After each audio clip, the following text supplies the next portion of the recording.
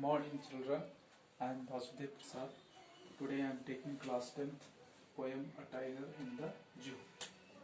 ठीक है, और इस पोएम को किसने लिखा है? लेस्ली नॉरिस ने। पहली line, he stocks in his vivid strips. तो जो ये ही है ये टाइगर के लिए रखा है, और स्टॉक्स का मतलब वो वॉक करता है पिंजरे के अंदर इन हिज विविड स्ट्रिप्स, और उसके शरीर पे धारियां हैं ब्लैक और yellow. A few steps of his cage, उसके पिंजरे में छोटा कमरा होता है पिंजरा, ठीक है, उसमें थोड़े ही कदम चलता है वो। On pads of velvet white, लेकिन उसके जो पैरों की आवाज आती नहीं है, बिल्कुल सॉफ्ट। वॉलवेट का मतलब सॉफ्ट और शांत, तो पंजे की आवाज नहीं आती है। इन हिज क्वाइट रेस, और वो अंदर जो है क्या होता है, क्वाइट का मतलब शांत है, और कभी वो गुस्से में रहता है, एंग्री, नाराज। ही should B lurking in Shadow, और क्या करता है, कभी अपने आप को वो परछाई में छुपा के रखता है, ठीक है ना। स्लाइडिंग थ्रू लॉन्ग ग्रास, कभी जो है लंबी घास में वो लेट के चलता है। नियर द वाटरफॉल, और कभी जो है पानी वाले, जहाँ पर पानी का छेद है, पानी निकलता है, वहां पर वो आ जाता है। वेयर प्लम्प डियर पास, उसको लगता है कि वहां से जो है जो मोटे वाले डियर हैं, हिरन, वो वहां से गुजरते हैं। तो अभी तो वो पिंजड़े में है, लेकिन जंगल में वो अक्सर पानी के पास जाता होगा, तो उसकी आदत यहाँ भी वैसी है। He should be strolling around the houses, और वो घरों के चारों ओर क्या करता है, गुर्राता रहता है। स्टर्लिंग का मतलब गुर्राना, ठीक है। तो यहाँ भी वो पिंजड़े के किनारे पे आके किनारे पे गुर्राता रहता है।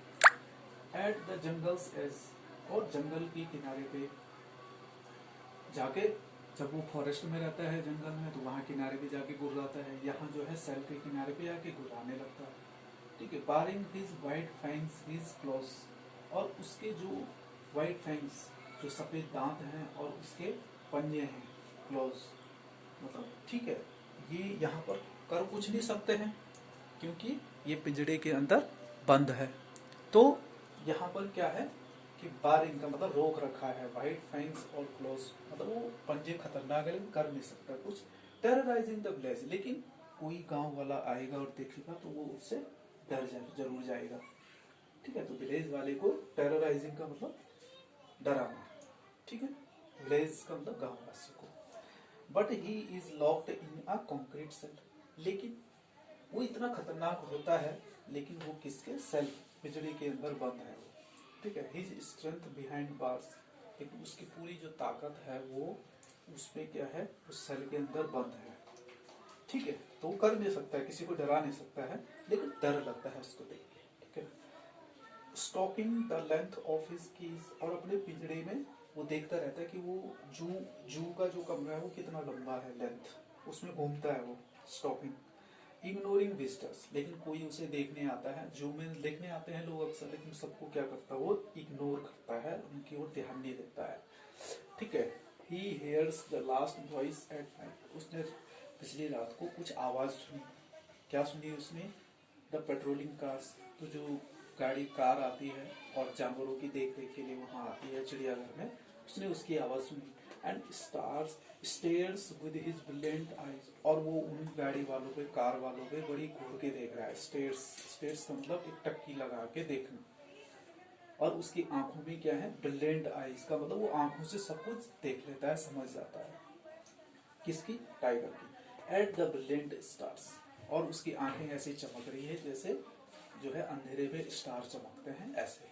तो उसकी उम्मीद है कि वो एक दिन यहाँ से छूटेगा और फिर वो जंगल में जाएगा और अपना स्वतंत्र रूप से रहेगा, ऐसी उसकी उम्मीद है। इस प्रकार से ये एक पोएम है, लेस्ली नॉरिस ने a tiger in the zoo को लिखा है।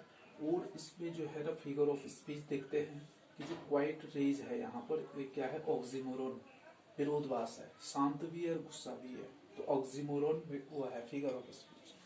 ही जो है यहाँ पर ह्यूमन बींग्स की तरह ट्रीट किया है, तो ये क्या है यहाँ पर पर्सोनिफिकेशन, ठीक है। और यहाँ पर जो है स्टार्स, उसकी जो आंखें हैं वो आईज स्टार्स के साथ कंपेयर किया हुआ है, तो ये क्या है यहाँ पर, मेटाफर। तो तीन फिगर ऑफ स्पीच है, ऑक्सीमोरॉन, पर्सोनिफिकेशन